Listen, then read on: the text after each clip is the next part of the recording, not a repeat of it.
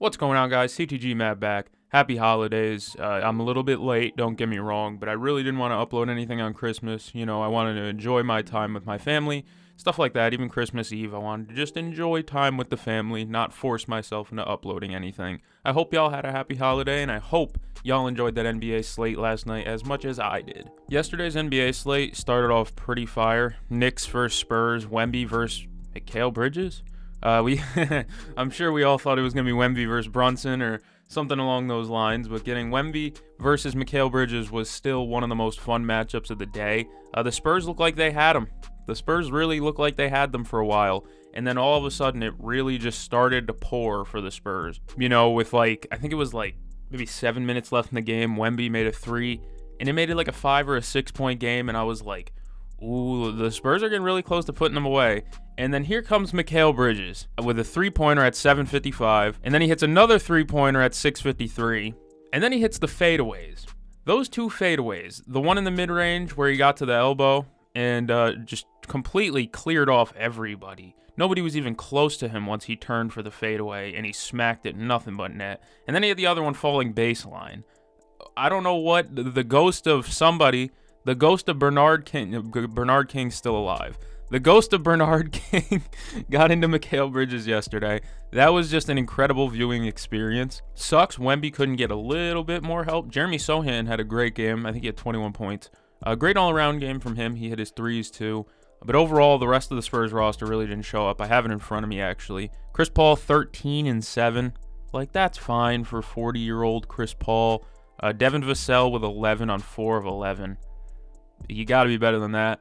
But the Spurs overall look really good. Stephon Castle had a crazy dunk.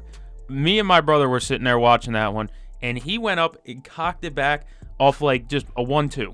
Not coming down the lane, not with a full head of steam, just a 1-2 double. I was baffled. It was a back scratcher almost. Incredible. And then Cat started to heat up, and I think it was maybe the second or third quarter. He hit a three, and he came back down. He had the tongue out. He was screaming, running around the court. It was an incredible game.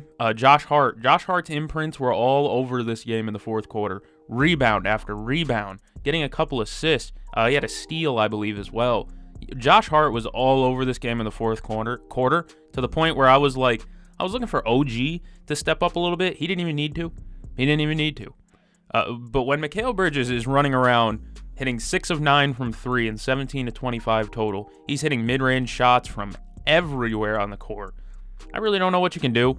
And then on top of that, you still get 20 out of Brunson, even though it was an inefficient 20. Hell, even Deuce McBride shot 2 for 10, but he had a really big shot late in the game, 2 for 3. So everyone contributed for the Knicks versus the Spurs, where it was more just kind of Wemby create. Chris Paul had a nice fadeaway to kind of try to stem the tide a little bit, but it wasn't working. And the Knicks kind of overpowered them. But it was an amazing come-from-behind effort for the Knicks, and it was just a really fun game to start off the day. Maybe I'm too much of a skeptic or whatever, I'm just a pessimist. But I was like, shit, we started off the day so hot. There's no way it ends great. Then we go into Minnesota-Dallas. It starts off as a 25-point game, and Luka goes out early, and you're thinking to yourself, shit, here goes the Christmas Day slate. No, Kyrie wasn't letting that slide. Kyrie basically had 40 points as well, and nobody else on the team really showed up, but he dragged them into it where I think they outscored Minnesota by about 20 points or so in the fourth quarter alone. It was 31-15. I was close. I said 20 points. It's 16. I said it was a 25-point lead. It was actually a 28-point lead at one point. Again, that's just crazy to think about, especially in the second quarter when the Wolves were putting it to Dallas. It looked like Dallas was stuck in the mud every possession. I think one of the biggest things for Dallas was without Luka, they struggled to really get ball movement. Assists, they really didn't have many assists, I don't think. And it definitely helps that Luka went out. He's one of your biggest facilitators. But the fact that Minnesota had two guys in Anthony Edwards and Julius Randle with 5 and 8 assists, and nobody on the Dallas Mavericks had more than 3, that says something. They actually, as a team, only had 15 assists compared to Minnesota's 23. Not a big difference, but it's big enough when it's only a 6-point margin, I believe. Yeah, 6-point margin. 6 assists, 7 assists goes a long way. Minnesota was finally able to play with that physicality that Anthony Edwards has been talking about. He talked about it in the post-game show the other day. He says that they're stronger than most of their opponents, and he's tired of getting punished for being and playing stronger than his opponents. He's kind of right, don't get me wrong. They play bully ball, but this is a playoff-made team. NBA regular season rules do not favor the Minnesota Timberwolves as much because they're physical. They hit you. They are like the Western Conference's Orlando Magic, kind of, except they have healthy stars. But they're a team that's going to come out and they're going to play prison ball with you for 4 quarters in their home court. I have a really bad feeling that one clip of Rudy Gobert missing the lefty floater, kind of. He drop-stepped and just didn't go for a layup. He drop-stepped and decided to throw a terrible hook shot. Be aggressive. But Rudy was fantastic. That clip is going to go viral of him absolutely smoking a wide-open floater or whatever the hell you want to call it. But overall, he was fantastic, and nobody's going to talk about that, so I will. He was catching the ball. That's like apex for Rudy Gobert, is catching the ball. That's one. And then number 2, off the short roll, when they started trapping Ant, he was catching it and he was making quick decisions. It didn't always lead to a basket. Sometimes Dante DiVincenzo was missing Dante's been terrible, but that's a different story. Dante missed a 3, or Julius missed a 3 or something like that. But at the end of the day, you realize that Rudy Gobert made the right decision off the short roll. He catches it at around the free throw line, and Rudy Gobert is not a threat to take that jumper from the free throw line. So the fact that he's able to make the right play, make the right read off of that, it shows that he's still there offensively. When at times you question, do they get him involved enough? And they talked about that early in the season. You got to keep your big man involved. I know the big man's there for defense. Most big men are. But the thing is, they play better and the activity level is up when you know that when you're open, you're going to get the ball and that your teammates trust you on both ends. Not many people are going to say this either, but Julius Randle played a good game, I felt like. I didn't see many moments where I'm like, Julius, what the hell are you doing? He missed some shots, don't get me wrong. And when his game isn't working, it is visibly terrible looking, but when he's working and he's passing the ball like he did yesterday, 8 assists. There was another one where Julius Randle got hedged on the screen, basically doubled coming off of the screen, and Rudy rolled and he ended up throwing a lob to Rudy who slammed it home. And it was just a good feeling to see Minnesota put together consistent offensive possessions of being at least decent. Mike Conley is bad now. Different tangent. Mike Conley is bad now. Where the hell is Rob?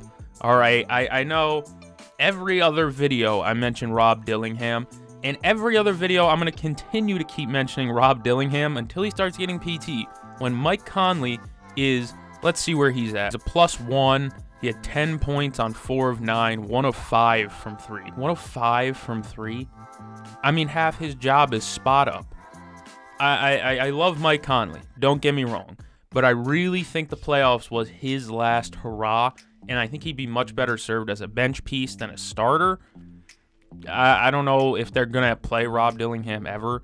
Josh Minot played a bunch of minutes. Not a bunch, like maybe 7 minutes, something like that. But he looked all right, and he actually played pretty productive minutes, you know? So that's good to see when you can go deeper into your bench and it works. And another thing that I kind of noticed, Nickeil Alexander-Walker would be a plus starter on a lot of teams in this league. I'm going on a tangent on the Timberwolves. We can move on to the next game. We'll talk about the Celtics versus the Sixers. This one hurt. No, I'm just kidding, man. People, especially Philly fans, are very like, ha ha ha, Celtics. It's cool. I get it. You won the regular season game. That must feel good. But there's other things that I see, like Paul George was awful. Joel Embiid put up good box score numbers, but he was terrible yesterday. His box score, you'd see 27 points, 9 rebounds. That doesn't tell the story of just how bad he was in that game. And realistically, Tyrese Maxey was the leader of that team yesterday. That man took the team and carried them through a lot of stretches. No Drew Holiday for Boston meant Tyrese Maxey was going to get to run wild against Pritchard and White. White has been very inconsistent defensively this year. That's a different tangent. But Tyrese Maxey held this game and took it. He ran out of the arena with this game. 33-12. Are you kidding me? The other one's obviously Caleb Martin. If Caleb Martin can shoot 7 of 9 every other night, this Philadelphia 76ers would be a top 3 seed. The issue is he won't. But Caleb Martin last night is all that really matters. He had 23. What? But most of those shots were wide open. I mean, the Celtics, let me be frank when I say this, the Celtics played lazy basketball yesterday, on the defensive end specifically. Offensively, their offense didn't look bad. They shot 41% from 3, 45% from the field. They were getting layups and into the paint whenever they really wanted to. Brown and Tatum took over at different points. The third quarter was Jaylen Brown's, but realistically, Tatum controlled the pace of that game. Porzingis got hurt. Honest to God, Porzingis was bad yesterday. I don't know how long he was hurt. He started hobbling early but stayed in. But he looked terrible from the get-go. I don't know. My big complaint with the Celtics right now is that, A, they are not at all paying attention and locked in defensively. It's just not happening consistently. You have games and stretches where they look like the elite defense we know, i.e. the last 4 minutes, 2 minutes, whatever, when they ripped Tyrese Maxey like 3 times and it led to an Al Horford dunk. I think Jaylen Brown got a bucket on it. Speaking of Jaylen Brown, make a free throw. But otherwise than that, like, they are so inconsistent defensively, and they choose when to wake up and when not to. Al Horford was terrific, and they wasted that. That makes me sad. Whenever Big Al has a great game, and it's just pissed away, it makes me mad, because this is a guy who's playing harder than most other members of the team, and he's 40. Al Horford played 33 minutes and was a plus 22 in a 4-point loss. A plus 22 in a 4-point loss. Those are the ones that make me the most mad. Jaylen Brown's turnovers were bad. Derek White defensively hasn't really been as active recently, especially when his shot's not falling. Last night, his shot was like, all right, but he showed up late. I guess late is better than not at all. Luke Cornett looked better than Porzingis for points. Peyton Pritchard played late into that game, and he looked atrocious the whole way through. I love Peyton Pritchard, and I like what he's putting together this season. But against real competitive playoff teams, he has had his struggles. He had the big game against Milwaukee earlier in the season. Let me be frank when I say this. Milwaukee earlier in the season is not the same Milwaukee as now, but he has struggled recently. Peyton Pritchard, over the last 3 games, I don't think has cracked double digits. This is a guy who's averaging over 15 a game, and he can't crack double digits for the last 3. It's big when you have no bench production. It hurts a lot when you have no bench production. Out of the bench alone, they went double big yesterday without Drew Holiday. So Al Horford started. So their starting 5, 32 points Tatum, 17 Horford, 9 Porzingis, 23 Brown, 21 White. That's their starting 5. They got 12 points from everyone else. And they played 1, 2, 3, 4, 5, 6 other guys. Or 5 other guys. They played a 10-man rotation, and they got 12 points from 5 of them. It's just the inconsistent effort that will always make me mad with them, and I think they can correct it. Tatum knows it. If you listen to his post-game interview, he literally talked about how much he hates the inconsistencies they've had recently and how they're up and down, and they don't have an identity right now. If the three-point shot's not falling, which it did yesterday, 41% is respectable. I don't know what more you can do. They controlled the glass. 24-28 on assists is fine, but it's the defensive effort. 3 steals, and they all came within the last 5 minutes of game time? Really? They had 4 blocks. 4. The team just needs to be more active defensively. Just get back to it and be a top 5 defense like we know they can be. I don't know what it is right now, but it is really, really difficult for them to get consistent stops. 118 points to this Philly team, and 23 of them being by wide open Caleb Martin threes. 7 threes, and I don't think a single one of them was contested. Of course, he had the one that was banked in. That was a horse shot and horse shit, if you ask me. But I know that's not sustainable in a playoff series. Caleb Martin is not going to be banking in 40-footers. That's not realistic, all right? But you still can't allow an NBA player who has a good-sized deal. This guy got a contract, right? He's not a minimum. He's not a 10-day guy. You are leaving a quality NBA role player who, whether he's shooting good or not, you're leaving him wide open. There's going to be games where he's going to hit those shots. Yesterday was one of those days. Once again, shout out to Tyrese Maxey for really winning this game for Philadelphia. It was Tyrese Maxey, it was Caleb Martin. Kyle Lowry played some good minutes too. Yabusele was tough, playing good defense. He was fouling, but if you don't call it, it's not a foul, so I can't say anything. He was hacking, though. But Tyrese Maxey took over this game and controlled it. Very fun game. It looked like it was going to be a blowout. It was about 15 with like 6 minutes left, it felt like. And the Celtics rallied late, showed that no matter how bad they look on a game-to-game basis, there's too much talent on this roster for them to get fully blown out. Even in the Orlando game, they lost. They went down like 13-14 late, and it was like, here we go. They can roll over and just die this game. They didn't. They lost by like 3 or 2 or whatever.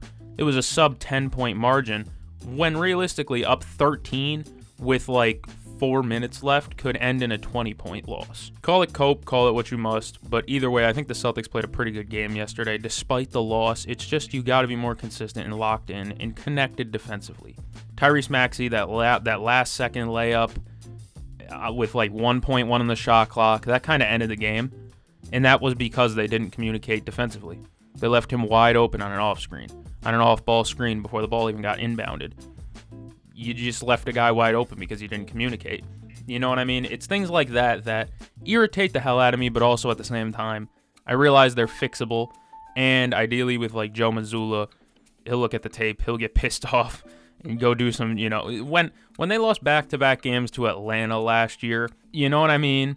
So I'm not too panicked about it. Philly, you're rounding into shape, you're rounding into form, except for Paul George. He is horrible at every facet of the game right now. Hopefully he kicks in round, but if not, Tyrese Maxey apparently is that guy anyways. So it doesn't even matter. Now let me not even front. This is the last real game I fully watched end-to-end, Lakers versus Warriors. Another really fun game. LeBron, Curry, what's better than that already? They're both healthy, playing well. Rui played well. Austin Reeves had a triple-double. Max Christie looked good in the minutes he got. He looks bigger, Max Christie, than last season. Maybe I'm tripping. Maybe I didn't watch enough last year, but he looks a little bit bigger. I mean, LeBron had 31 and 10, and Curry finished with 38 and 6. What more can you ask for? The last 3 minutes were insane, to say the least. It was another one where it looked like the Lakers could have really pulled away late, and it looked like they could have taken control of that game and left. Let me find the exact moment I'm talking about. So Rui Hachimura gets an and one layup at 7:30, and the Lakers go up 9 right there. With 7:30 left, they go up 9. It's still a 6-point game, a 5-point game with 6 minutes left, but it's like these are games where with 6 minutes left, 5-point margin, you're thinking to yourself, well, a couple more buckets, couple of stops for the Lakers, and the game's over. You can really wrap that one up within 4 minutes. If you really strap in defensively, but they didn't, and the Warriors took full opportunity of that. Dennis Schroeder was being aggressive. Andrew Wiggins looked terrible down the stretch. That's a sub at Wiggs, but Jesus, he looked bad down the stretch. I mean, hell, 3:30 left. Max Christie makes 2 free throws to put it to a 10-point margin. That's before Curry gets a floater, Curry gets a 3. Kuminga gets a sick reverse dunk. When he threw down that reverse dunk, I was like, okay, 7 with a minute left. Cool dunk and all, but I don't know if that's going to matter. I mean, all right, the Wiggins layup that got denied, LeBron got up for that, man. He still has impeccable block timing when he needs to. I love watching this game. Dennis Schroeder hit a 3 late. Like, a lot of weird things happen in this game. Curry hitting a freaking 3 falling out of bounds on the baseline. Like, insane shot making from Steph Curry. I hate Steph Curry, I really do. I hate the Warriors dynasty, I really do. But man, when he isn't facing my team, Steph Curry has great entertainment value, and if you don't enjoy it, I don't know what to tell you, man. Of course, when he's facing your team and he's making these fading threes falling into somebody's lap in the front row, you're like, you kind of hate him. But as soon as, like, if you're watching it against a team that's not your favorite team, and you're seeing him shooting these ridiculously stupid shots that would get any other player benched, you're like, all right, Steph. And then that brings us to that last inbound play with about 8 seconds left. Curry gets wide open, and I'm pretty sure it was a mix-up between, I think it might have been Reeves and maybe Rui. I can't remember, but they left him wide open coming off a screen, and you saw, I forget who it was that was guarding him, that just pointed and wanted, I think it was Reeves, to switch onto him, but Reeves stuck to the screener, left Curry wide open, but Austin Reeves made up for it, hit the game winner. Steph almost put that last shot in. Acknowledging that feels weird, but that was such an outrageous shot. With .2 left, he catches it and just launched it. It hit the backboard, which is like really respectable for a 95-foot shot. Overall, this was maybe the most fun game of the day, simply because it was two guys that we're not sure how many more Christmas games we're going to get out of them, that are just duking it out and throwing haymakers at each other. I mean, you saw LeBron make shots late, and he threw up a couple heat checks that were just like, Jesus, LeBron, what are you doing? But again, Austin Reeves, magic. I mean, just beautiful. He gets to the left. He drives the left, puts it up with the right for a layup, a game-winning layup. People were mad at Kuminga on that last play for face guarding Rui, who was out of bounds. The thing is that if he doesn't face guard Rui, and Wiggins gets beat, Reeves has an easy drop-off pass for Rui, which results in a layup with probably less time left. So realistically, once Wiggins let Austin Reeves get past him, you're kind of at the mercy right there. The last one was probably the worst one of the day because, well, Aaron Gordon got hurt. I didn't even mention AD got hurt in the last game. That didn't really hurt my entertainment value. People talked about how many injuries there were during that game slate yesterday. To me, it really didn't even impact the fun value I had. The Timberwolves were beating the hell out of the Mavericks before Luka went down. And then obviously once Aaron Gordon went down, it looked like it changed the complexity of this game just because KD started getting off a little bit easier. Bradley Beal had a fantastic game. Of course, we can always talk about the probably the biggest disappointment. Zion's up there. But Jamal Murray, beyond terrible again. I don't even know what you do about this anymore. How do you address this when Russell Westbrook is outplaying him? Russ is like 37, and he's just consistently... I'm saying consistently because it's every other game, maybe every game, he's outperforming Jamal Murray. What do you even do? He can't get off. There's zero separation on these shots that he takes. Coming around screens, he's not as effective as he once was. He's not making the tough shots. You got to get easy ones to get the tough ones to fall. You got to get easy looks first. Get yourself in a rhythm before the tough shots start to fall. He isn't even getting easy looks. I don't know what you do about Jamal Murray anymore. Jokic was pretty good. Again, just 2 assists is like, really, it's kind of low for Jokic. I didn't watch this full game. I watched until halftime, and I was like, how much longer can I watch Yusuf Nurkic jack up threes? I don't know. In the time that I did watch, Monty Morris looked pretty good. Tyus looked pretty good. Suns looked decent without Devin Booker last night, which... hey, more power to them. They look terrible without KD. They can still win games without Booker. Team makes almost no sense. But KD said it post-game. LeBron said it post-game. Nothing's better than basketball on Christmas. We all know that. There's going to be some guy in the comments like, NFL ratings better. I don't care about the ratings, bro. Can I be frank with you? When you start watching a new show on Hulu, Netflix, Amazon, whatever, do you start that show by automatically thinking, I really wonder what this other show's getting ratings-wise. Let's compare ratings to decide which one's better. Here's another example I have. I love Seth MacFarlane shows. I always have. Animated shows are one of my favorite. I love American Dad. That's my favorite show of all time. I always say that. Up there with Sopranos, a couple other shows, blah, blah, blah. Dragon Ball. But either way, I love American Dad. I realize American Dad will never get as many views as Family Guy. Never will. But here's the thing. I will always say American Dad is better than Family Guy. And if you're going to come back and say ratings, Family Guy better because ratings, it's not how that works. The product isn't better just because of ratings. Let me be frank when I say that. Again, it's that argument of Is McDonald's the best food chain of all time because it sells the most? Is Drake the best artist of all time because he sells the most? Is Drake the best artist of all time? Because guess what? He sells more than every other artist. So he must be. No, that's not how that works. It's subjective. People have different interests. All right? Can we be objective? Can we be truthful and honest with each other when we say the product the NBA put on was 100 times better than the product the NFL put on yesterday? If you disagree, you are lying to yourself. A 31-2 game can never be more entertaining than any of the games that were played yesterday. That's a fact, Jack. And this is coming from a guy who watches football every Sunday, owns Sunday Ticket. I watch a lot of games. Even though I don't make videos about it, I still watch football. I don't see how people can look at the NBA product from yesterday specifically and say the sport's in a bad spot. The sport looked great yesterday. It was played masterfully. Now, don't get me wrong. There's 82 games in a season. A Tuesday on League Pass isn't going to look as pretty as yesterday. Don't get me wrong. However, the NBA is in its phase right now where it's popular to hate, I guess. That's kind of how we're looking at it right now. It's popular to hate the NBA. People didn't have this much hate for the NBA when KD was a Warrior. Let's be honest here. The people didn't hate the NBA product as much as when KD was a Warrior than they do right now. Which is crazy to think about because the age of parity is here.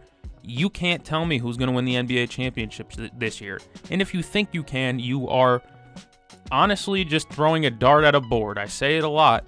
You are throwing a dart at a board. NBA product's in a great spot. If you don't like it, don't watch it, but then don't comment on it saying viewership sucks because this. If you aren't even giving the product a chance when it's at its best like yesterday, I don't know how you can sit here and comment on what the problem is. If you watched the games yesterday, you will know the game is in a great spot. You just have to pay attention and watch the game. The NBA product's in a great spot. Just watch the games, okay? Enjoy basketball. Shout out to Kenny. Enjoy basketball. And enjoy things like the Lakers versus Warriors yesterday. Two legends duking it out. And like I said, you don't know if they will ever play a Christmas game against each other again. They probably won't. So you better have enjoyed that duel while it's there. Otherwise, in 10 years, people will be posting screenshots of it and being like, what happened to the game I love? There was a guy who said he missed post work yesterday. Let me be honest when I say this. Watching Al Jefferson cook was the worst viewing experience of basketball I've ever witnessed in my 15 years of watching it. Moral of the story here, kids, enjoy the product that's in front of you. Don't complain about ratings if you aren't even watching to begin with. At the end of the day, why do you watch things if you're just going to worry about the viewership? We don't do this with regular shows, do we?